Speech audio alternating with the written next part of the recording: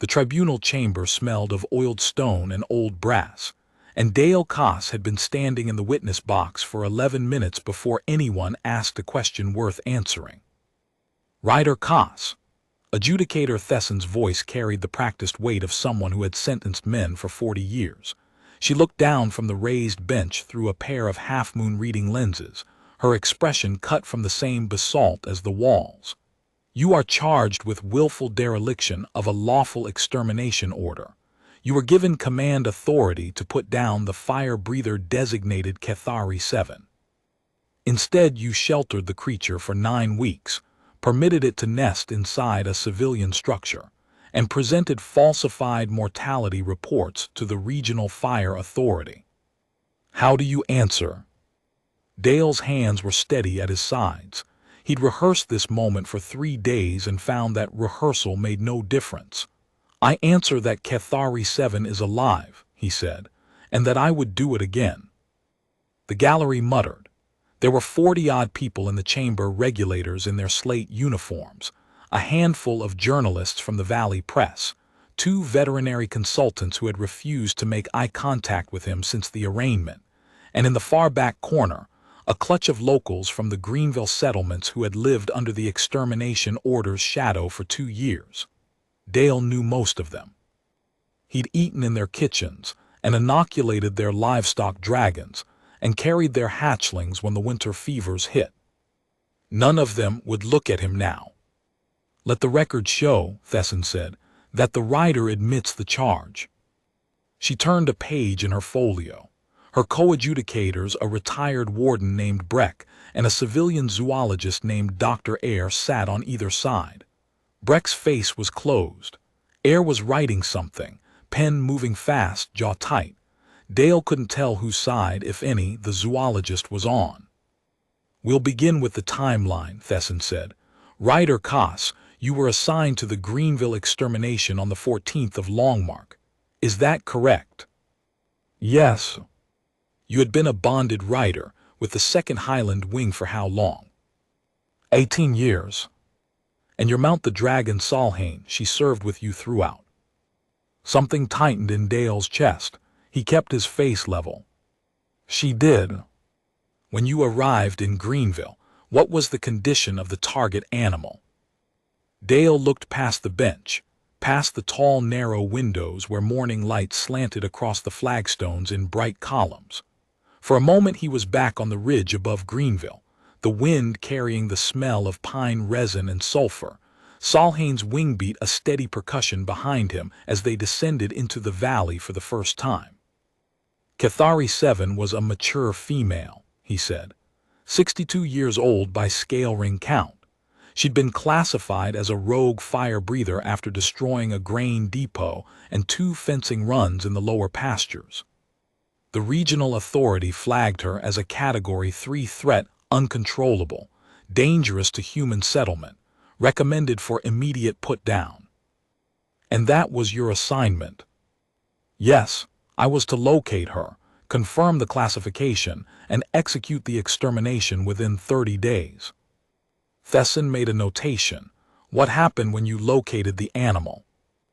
Dale had spent 3 years lying to regional inspectors, 9 weeks lying to his own command chain, and 4 days lying to his own reflection in the basin each morning. He was done lying. "She was in a cave system above the Greenville timber line," he said. "I found her on the 2nd day. I climbed to the cave mouth with a bolt lance and a trank harness, standard extermination loadout. Salhain stayed on the ridge as overwatch." He paused.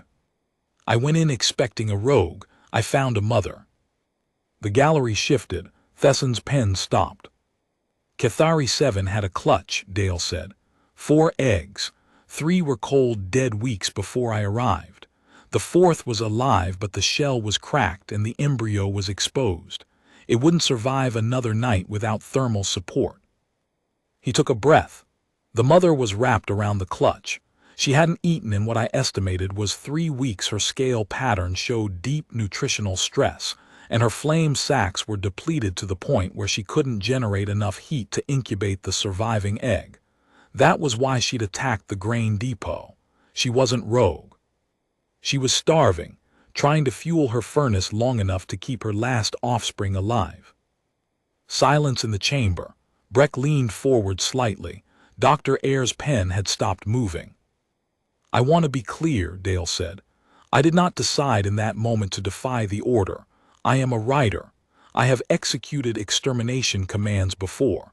I have put down animals that were genuinely dangerous, and I have done it efficiently and without sentiment. That is the job." He looked at Thesson directly. "What changed my assessment was the mother's behavior when she saw me." "Describe it." "She recognized my scent," Dale said. "Not me specifically, she recognized what I was. She recognized the scent of a bonded rider.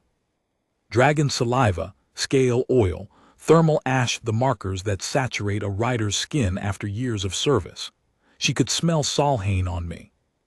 He watched Thesson absorb this. "When I entered the cave with the bolt lance raised, Cathari 7 did not attack. She did not flee. She did not display threat posture. She uncurled from the clutch, positioned the surviving egg between her forelimbs, and pushed it toward me." Dr. Ayer looked up sharply. "She pushed it toward me," Dale repeated, "across the stone floor, with her nose, and then she lowered her head to the ground and closed her eyes." The gallery was silent. "In 18 years of bonded service," Dale said, "I have never seen a wild dragon surrender a living egg to a human. It doesn't happen. The maternal instinct overrides everything: territoriality, hunger, self-preservation. A mother dragon will die on a clutch before she allows another species to touch it. The textbooks are unambiguous on this point." He looked at Dr. Ayer. The zoologist was staring at him with an expression Dale couldn't read. "Cathari 7 gave me her egg," Dale said, "because she had decided she was going to die, and she trusted a rider to do what she could not. She trusted the smell of a dragon bond." Thesson set her pen down. "Rider Koss, you are not charged with rescuing an egg. You are charged with sheltering a Category 3 threat animal for 9 weeks and filing false mortality reports." "I'm aware of the charge." "Then explain the 9 weeks." Dale nodded. This was the part that would cost him. "I couldn't take the egg and leave her," he said. "If I filed the extermination report and removed the egg, Cathari 7 would have starved to death in that cave within days. The egg would have hatched without a mother, which carries a 70% mortality rate in the first 3 months, and I would have been the rider who killed a mother dragon that had surrendered to him." "So you chose to keep her alive?" "I chose to try."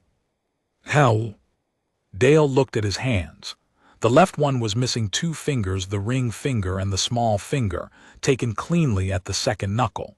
The scars were old, healed to smooth white ridges.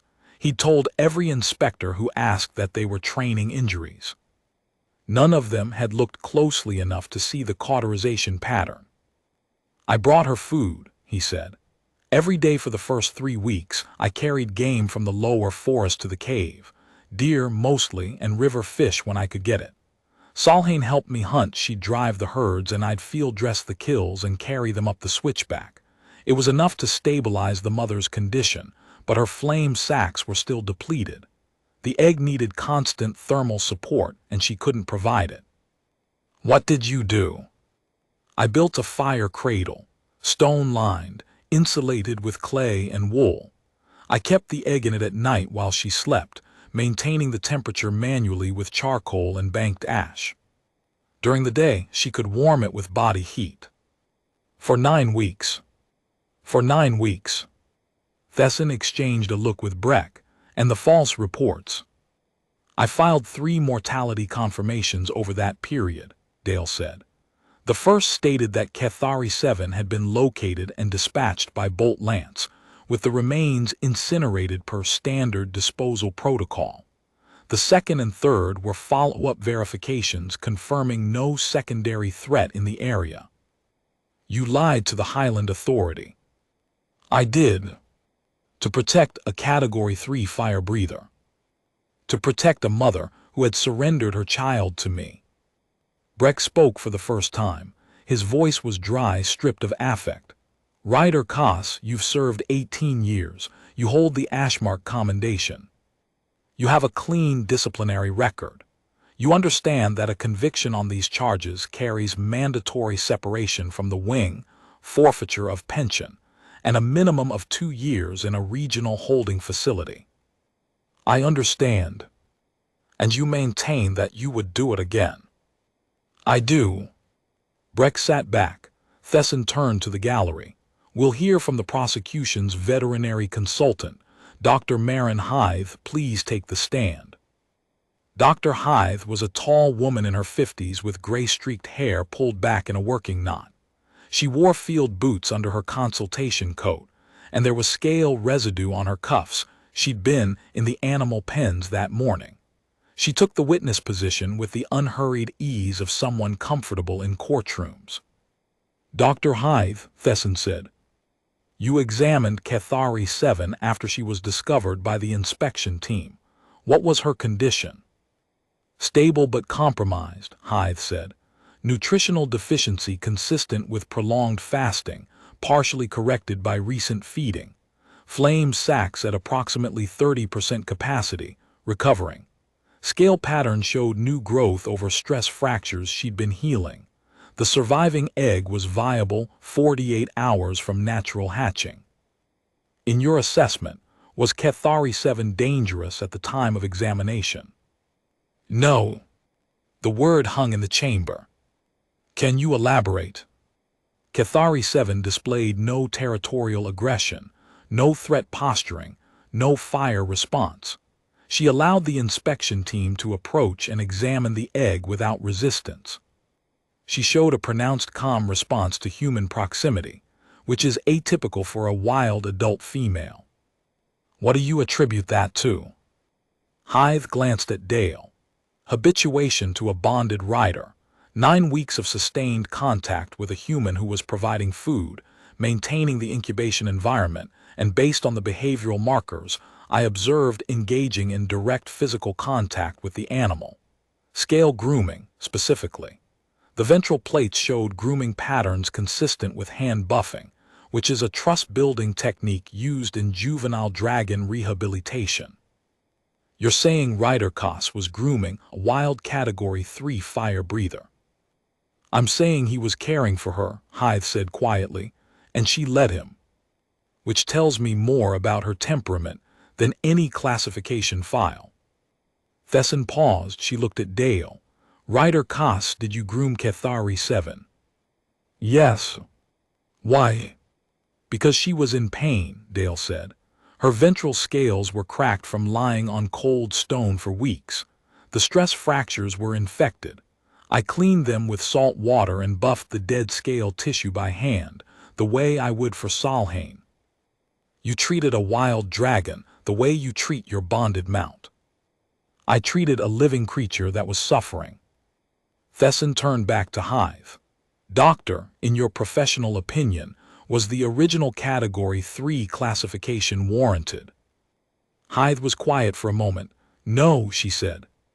The behavior that triggered the classification, the grain depot attack, the fencing damage, was consistent with desperate foraging by a nutritionally compromised mother, not with rogue aggression. A basic behavioral assessment would have identified that. One was not conducted before the extermination order was issued. The chamber stirred. One of the regulators in the front row shifted uncomfortably. The system failed this animal, Hythe said. The regional authority flagged a starving mother as a rogue threat and issued a kill order without conducting a welfare assessment. That's a procedural failure, not a judgment on Ryder Koss. Dr. Hythe, Breck cut in, you're not here to assess procedural failures. You're here to assess the animal. I've assessed the animal, Hythe said evenly. She's not dangerous, she never was. Breck looked at Thesson. Thesson looked at Dale. Ryder Koss, there's one more matter we need to address. The inspection report notes that your bonded mount, Salhain, was found in an unusual condition when the team arrived. Can you explain? Dale closed his eyes. Here it was, the thing he hadn't told anyone, the thing that had cost him more than his fingers, more than his career, more than his freedom. Salhain assisted me throughout the 9 weeks, he said. His voice was steady but quieter now. She helped me hunt. She provided overwatch while I was in the cave. She carried supplies up the mountain. She did everything I asked of her. And on the 43rd day, the egg went cold. The chamber was very still. I was asleep, Dale said. The fire cradle had burned down. The charcoal was exhausted and the temperature dropped below viability. I woke to the sound of Cathari 7 keening, that high-frequency distress call that mothers make when an egg is failing. The sound carried through the cave system and I could feel it in my teeth. He paused. He was back in the cave, the darkness pressing in, the keening drilling through his skull, his hands scrabbling for the charcoal bag and finding it empty. I didn't have fuel, he said. The fire was dead, the egg was cooling. Cathari 7's flame sacks were at maybe 15%. She gave everything she had, but it wasn't enough. The egg's surface temperature was dropping a degree every 10 minutes. Below 38 degrees, the embryo dies. What did you do? I called Salhain. He opened his eyes and looked at the tribunal bench. My bonded mount is a highland thermal breed. Her core body temperature runs at 52 degrees. Her flame sacks store enough heat to sustain a controlled thermal output for 6 to 8 hours. I called her into the cave and asked her to cradle the egg. Thesson frowned. That's standard emergency incubation. Bonded mounts are trained for. I didn't ask her to incubate it, Dale said. I asked her to give her fire. The chamber went dead silent. Salhain's flame sacks were full, Dale said. She'd been hunting all day, building reserves. I asked her to transfer her thermal reserves into the egg, a sustained, low-grade burn through direct contact. Not incubation, transfusion. Dr. Eyre stood up. Ryder Koss, thermal transfusion from a bonded mount to an unrelated egg, that's not a recognized veterinary procedure. The metabolic cost. I know the cost, Dale said. He held up his left hand, the 2 missing fingers, the cauterization scars. A flame sac depletion event in a bonded mount produces a sympathetic response in the rider through the bond nerve cluster. The bond is a 2-way physiological link. When Salhain emptied her flame sacs into that egg, the thermal feedback traveled through the bond and into me. I lost consciousness. When I woke up, my left hand was burned to the bone. Salhain had cauterized the wound with her tongue to stop the bleeding. He turned to show the scars to the gallery. The burn pattern was unmistakable, the fused, ridged tissue left by dragon saliva on human skin. Not a training injury. Not an accident. Salhain saved the egg, Dale said. She gave her fire to another dragon's offspring. The egg stabilized. 22 hours later it hatched. And Salhain. Her flame sacs have not recovered. Dale's voice was thick now, but he didn't look away from Thesson. The depletion was total. A highland thermal breed that empties its sacs completely suffers permanent damage to the ventral flame tissue. She can't produce fire anymore. She can fly, she's strong, she's healthy, her wings are sound, but she is flameless. He took a breath. A flameless mount cannot serve in the Highland wing. She was grounded on day 44. I didn't report it because reporting it would have revealed the operation.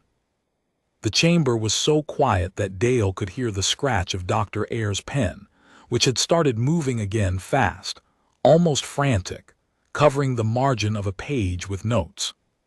You gave up your mount's fire, Thesson said slowly. Your career, your fingers, your freedom, for a wild dragon and her egg. For a mother who trusted me, Dale said. Thesson removed her reading glasses.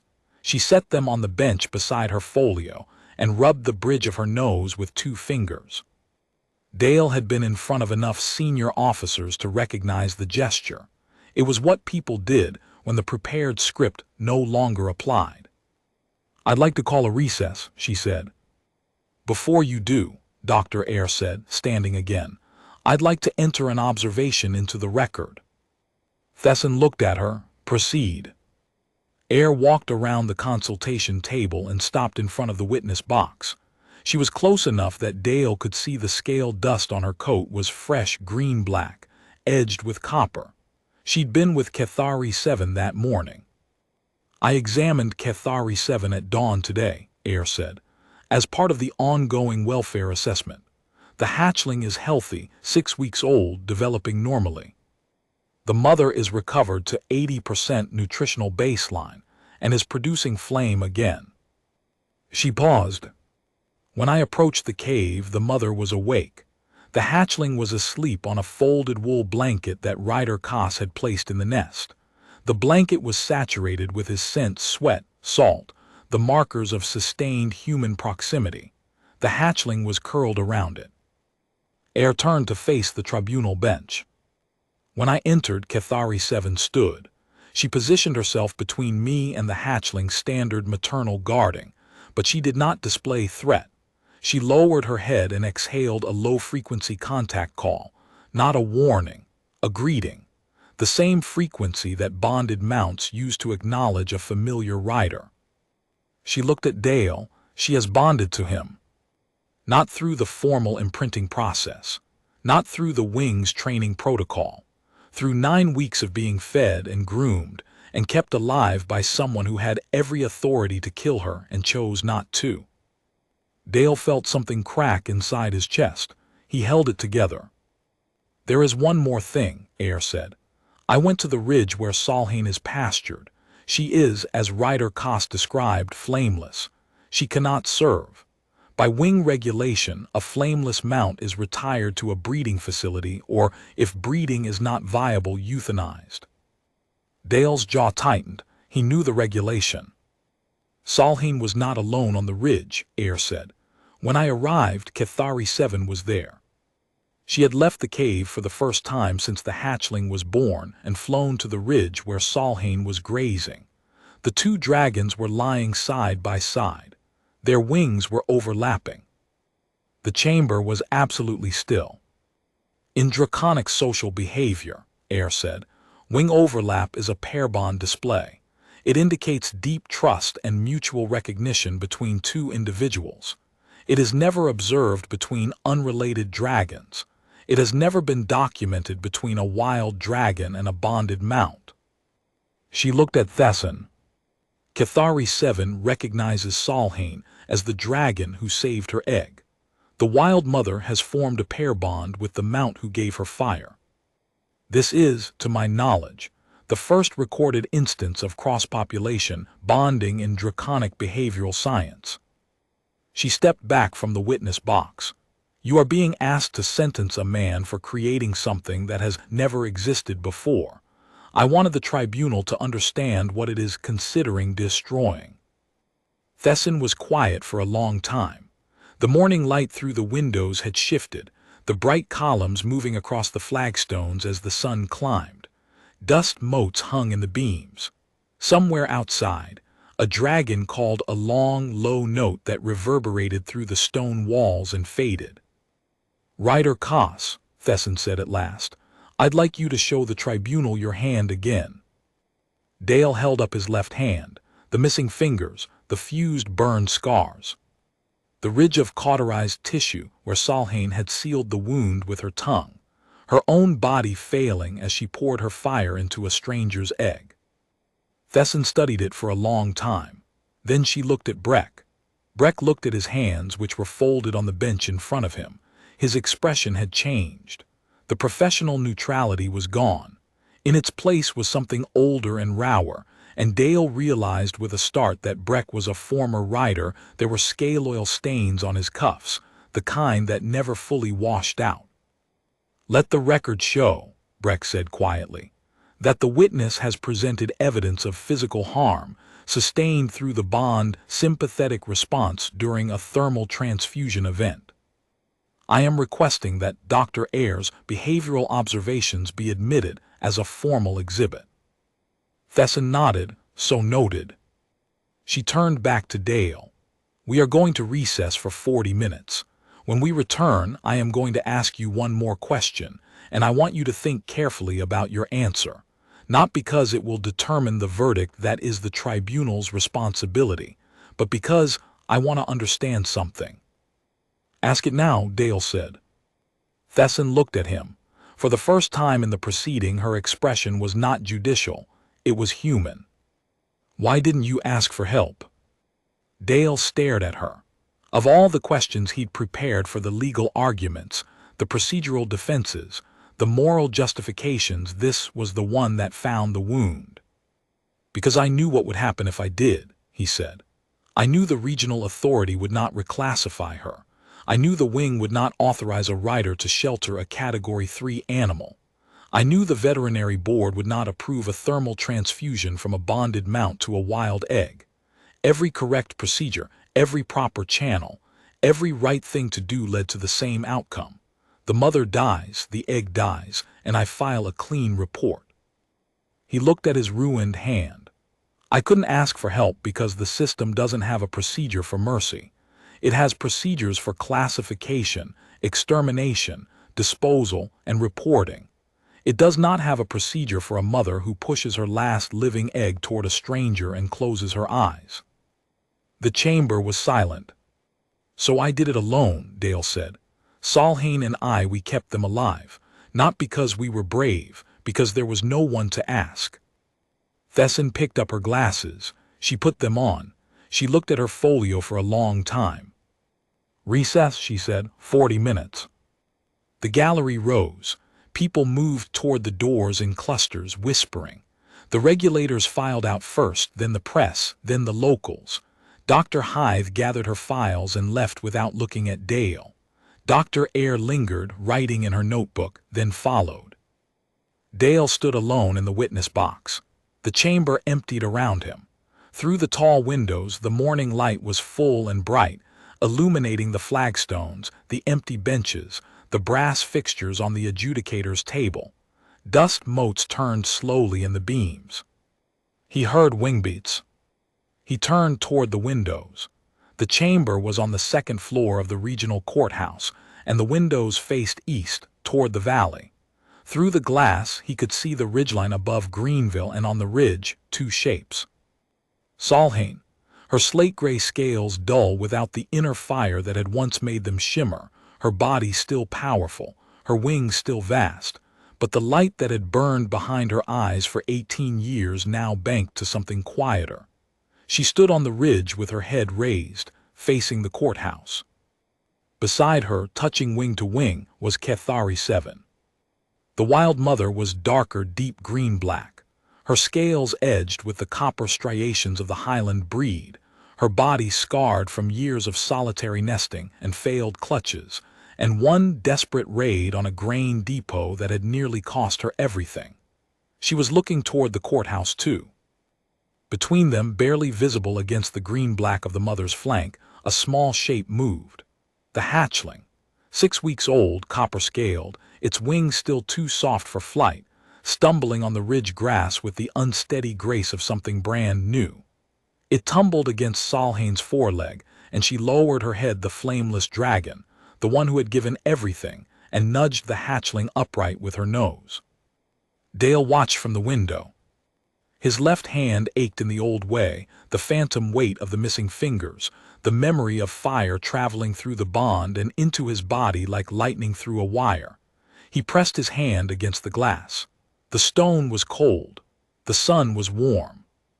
He heard footsteps behind him. He turned. One of the Greenville locals had come back into the chamber, an older woman, 60ish, in a wool coat with soil on the knees. Dale recognized her. Nell Soren. She ran the feed store at the bottom of the valley road.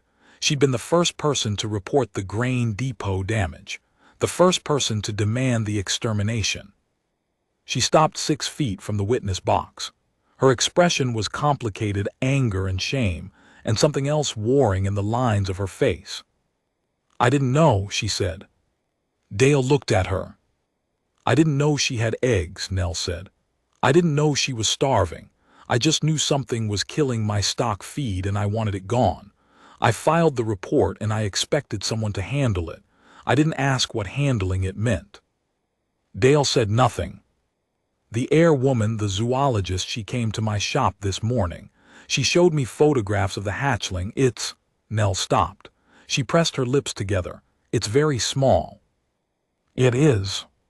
She showed me the mother too. She said the mother is not dangerous. She said the mother was never dangerous. She wasn't. Nell looked at his hand, the missing fingers, the burned scars. She said you did that to save the egg.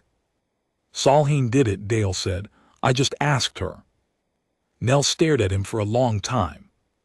Then she reached into her coat and pulled out a folded piece of paper. She held it out to him.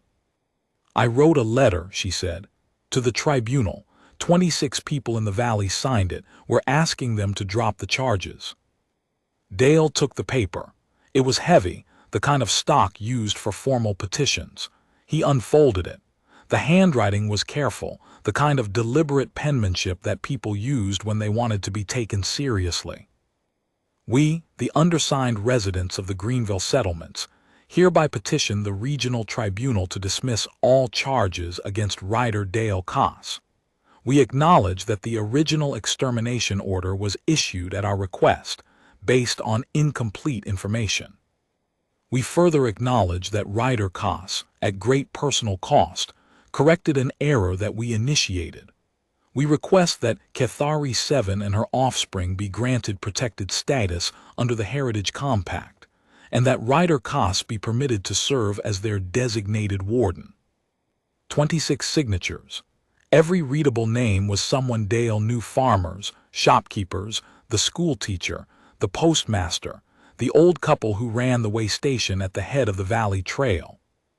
Nell, he said. Don't, she said sharply. Don't thank me.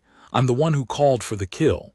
I'm the one who would have had a mother dragon die in a cave because my grain stock was short.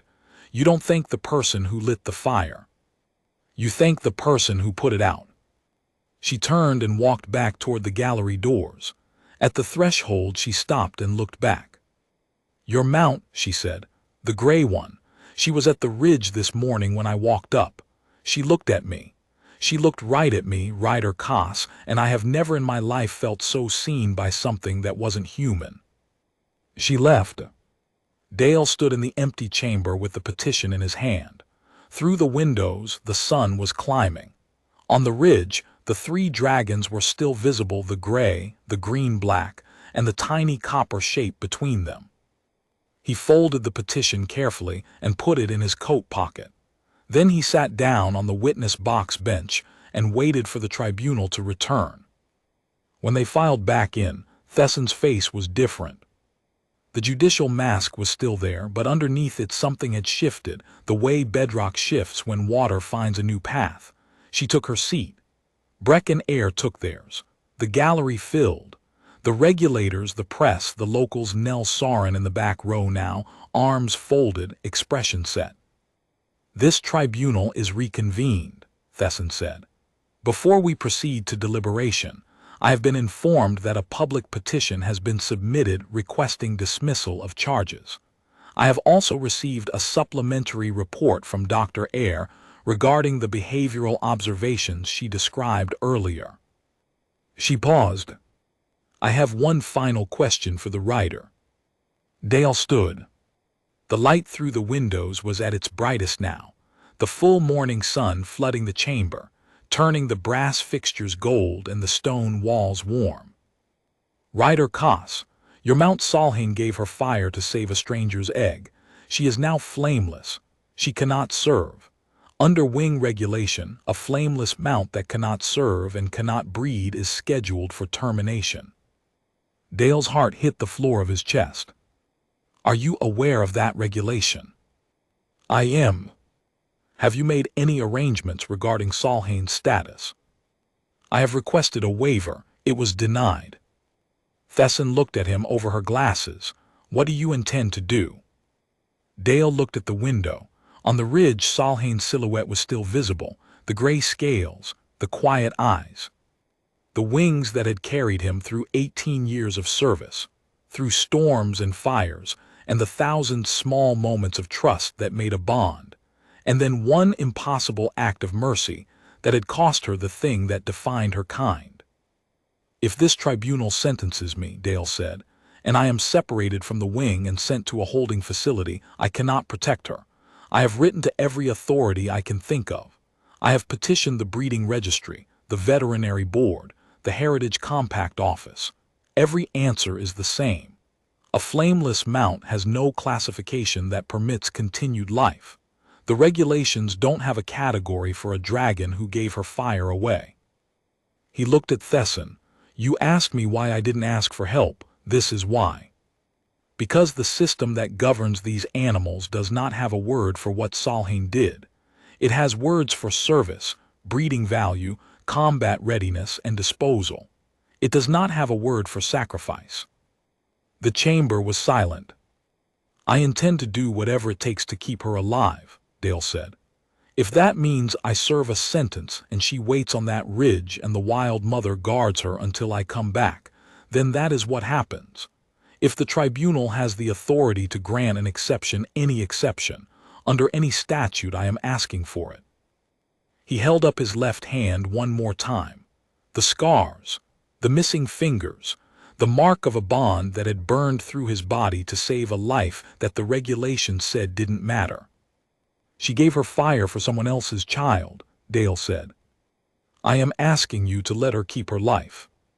Thesson looked at Breck. Breck looked at Eyre. Eyre was not looking at either of them. She was looking at the window at the ridge where the three dragons stood in the morning light. "Dr. Eyre," Thesson said, "in your professional opinion, does Salhain's condition pose any threat to public safety?" "None whatsoever." "Is there any veterinary basis for termination?" "None. She is healthy, mobile, and psychologically stable. The only basis for termination is an administrative classification that does not account for her circumstances." Thesson nodded slowly. She picked up her pen. She wrote something in her folio, a long notation covering several lines. Breck leaned over and read it. He sat back. His expression did not change, but something in the set of his shoulders eased. "This tribunal will issue its ruling," Thesson said. The chamber held its breath. "On the charge of willful dereliction of a lawful extermination order, the tribunal finds that the original order was issued without a mandatory behavioral assessment, as established by the testimony of Dr. Marin Hythe. The order was procedurally deficient. A deficient order cannot be lawfully derelict. The charge is dismissed." The gallery erupted. Thesson raised her hand. Silence returned. "On the charge of filing false mortality reports, the tribunal finds that Ryder Koss knowingly and deliberately submitted 3 false reports to the Highland Authority. This is a serious breach of regulatory protocol and cannot be excused by the circumstances, however sympathetic." Dale's chest tightened. "However," Thesson said, "the tribunal notes the extraordinary circumstances, the absence of viable alternatives available to the rider, the physical sacrifice sustained, and the petition submitted by the affected community. The tribunal sentences Ryder Koss to a period of 12 months suspended service without pay, to be served as a community warden in the Greenville settlements under the supervision of the Regional Heritage Compact office." Dale stared at her. "Regarding the dragon designated Cathari 7 and her offspring, the tribunal reclassifies Cathari 7 from Category 3 threat to Category 1 protected, effective immediately. The offspring is granted Heritage Compact protection. Ryder Koss is designated as the bonded warden for both animals." Thesson looked at Dale over her glasses.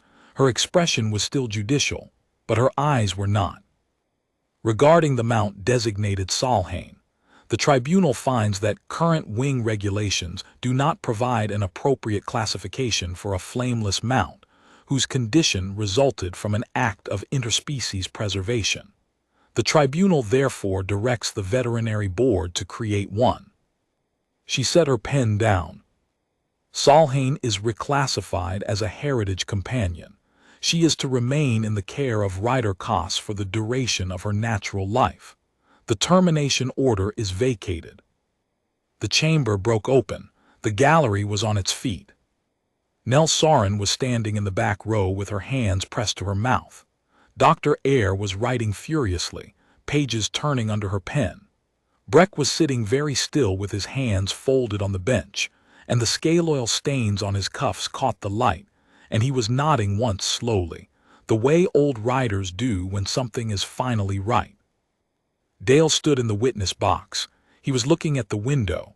On the ridge above Greenville in the full morning light, Solheim raised her head. She opened her mouth, not fire, not any more, but something else. A sound. A low, resonant hum that traveled through the valley and into the courthouse walls, and through the stone floor, and into Dale's boots, and up through his legs, and into his chest where the bond lived. The two-way nerve that had carried fire and pain and sacrifice, and had never, not once in 18 years, carried a lie. Cathari 7 answered. The wild mother's voice joined the gray mount's hum, a lower register, rougher, the sound of someone who had been alone for a very long time and was not alone anymore. The hatchling tried to join in. Its voice was small and wavering, the sound of a creature 6 weeks old attempting something ancient, and it cracked and warbled and found a note and held it. 3 voices, 3 dragons, one on the ridge who had given her fire, one who had received it, one who existed because of it. Dale pressed his ruined hand against his chest and felt the bond hum back, the phantom fire, the memory of what Solheim had been and the reality of what she was, not less, not diminished, but changed, remade by the thing she had chosen to do. He walked out of the courthouse into the morning light. The sun was high. The air smelled of pine and valley grass and the faint mineral tang of dragon scale. He walked up the ridge road, the same road he'd walked every day for 9 weeks carrying deer carcasses and river fish, and at the top of the ridge Solheim was waiting. She lowered her head when she saw him. He put his hand, the whole one, on the bridge of her nose, and she closed her eyes, and the bond hummed between them like a struck bell. Not fire. Something that lasted longer than fire. Behind her, Cathari 7 watched. The wild mother. The green-black scales edged in copper. The eyes that had seen a man enter her cave with a weapon and leave with her child. She watched him touch Solheim's face, and she did not move, and she did not speak, and her wings were still overlapping the gray dragons, and the hatchling was tumbling in the grass between their feet, and the morning was bright, and the valley was quiet, and the mountain was humming. Dale sat down between the 2 dragons. He put his back against Solheim's flank. The hatchling crawled into his lap, all copper scales and soft wing leather and clumsy warmth, and he held it the way he'd held it on the night it hatched, the night the fire came through the bond and took his fingers and gave him this. He closed his eyes. The sun was warm on his face. The dragons hummed around him. Somewhere below in the valley, Nell Soren was walking back to her feed store with the knowledge that she had almost killed something extraordinary, and Dr. Eyre was writing a paper that would change draconic behavioral science, and Thesson was sitting in her empty chamber looking at the words she had written in her folio Heritage Companion, and wondering if it was enough. On the ridge, the 3 dragons and the man with the missing fingers sat in the morning light, and the mountain hummed, and it was enough.